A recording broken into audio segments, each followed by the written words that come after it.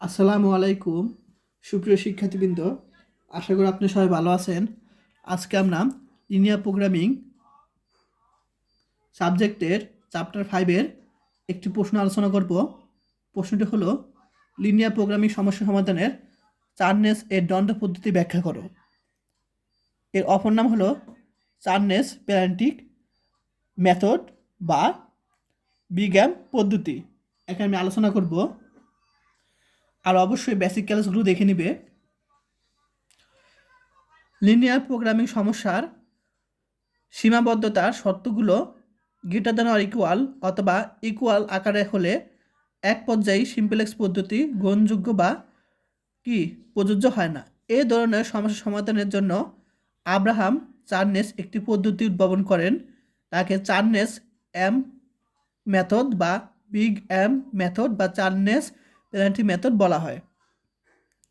এখন এই পদ্ধতিতে একক ভিত্তি ম্যাট্রিক্স গঠন করার জন্য গ্রেটার দ্যান আর ইকুয়াল অথবা ইকুয়াল আকারের শর্তগুলিকে প্রত্যেকটির সাথে এক বা একাধিক চলক যোগ করতে হয়। কেন? একক ম্যাট্রিক্স গঠন করার জন্য। এই চলকগুলিকে বলা হয় কৃত্রিম চলক। আমি এক্সাম্পলের মাধ্যমে বুঝিয়ে দিই। দেখো, একটা এক্সাম্পল দেখো। তো এখানে বলছে পেনাল্টি পদ্ধতির সাহায্যে অর্থাৎ বিজ্ঞান পদ্ধতির সাহায্যে সমাধান করো।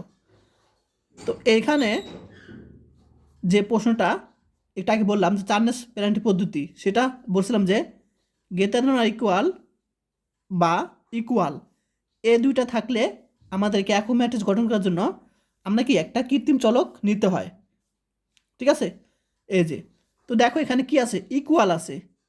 আমি বলছিলাম গ্রেটার দ্যান অর ইকুয়াল, এখানে ইকুয়াল থাকলে তাহলে এখানে ইকুয়াল আছে।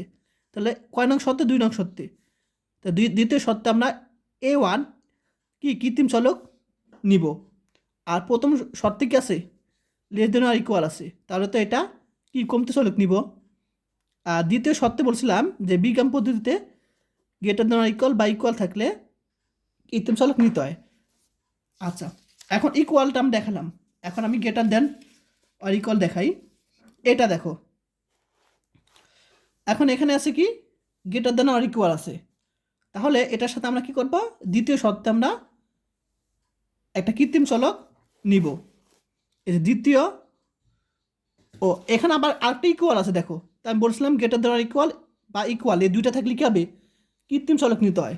তাহলে দ্বিতীয় তৃতীয় শর্তে আমরা যথাক্রমে কৃত্রিম চলক নিয়েছি। দেখো, এটা এখানে বোঝানো হয়েছে। আচ্ছা, এখন বিজ্ঞান পদ্ধতিতে লিনিয়ার প্রোগ্রাম সমস্যা সমাধানের জন্য চূড়ান্ত টেবিলে বা শেষ ধাপে এই কৃত্রিম চলকগুলোর মান 0 হতে হয়। আচ্ছা, তাহলে এটা আমি তোমার এক্সাম্পল মাধ্যমে বুঝিয়ে দিই। এই যে একটা বিজ্ঞান পদ্ধতির মাধ্যমে সমাধান এর শেষ ধাপ অর্থাৎ শেষ টেবিলে এখানে A1 A2 আছে। দেখো, কিন্তু শেষ ধাপে তোমাদের কিন্তু A1 A2 নাই, অর্থাৎ A1 A2 অর্থাৎ কৃত্রিম চলকের মান কিন্তু এখানে 0 দ্বারা হয়েছে। ঠিক আছে, অর্থাৎ এখানে A1 A2 নাই, এটা কি শেষ টেবিল। তাহলে এখানে A1 A2 0, এটা এখানে বোঝানো হয়েছে। অর্থাৎ কৃত্রিম চলকগুলোর ভিত্তি ত্যাগ করতে হয়। তাহলে লিনিয়ার প্রোগ্রামের অনুকূল বুনিয়াদি সম্ভব সমাধান পাওয়া যাবে।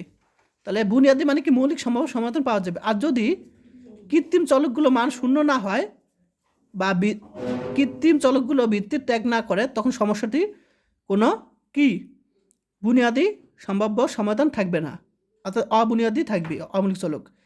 এই পদ্ধতি বিকল্প হিসেবে আমাদের দ্বিপর্যায়ী সিমপ্লেক্স পদ্ধতি ব্যবহার করা যায়। তো আমাদের এ পর্যন্ত দিব, যদি বলে না তখন আমরা এ পর্যন্ত দিলেই হয়ে যাবে।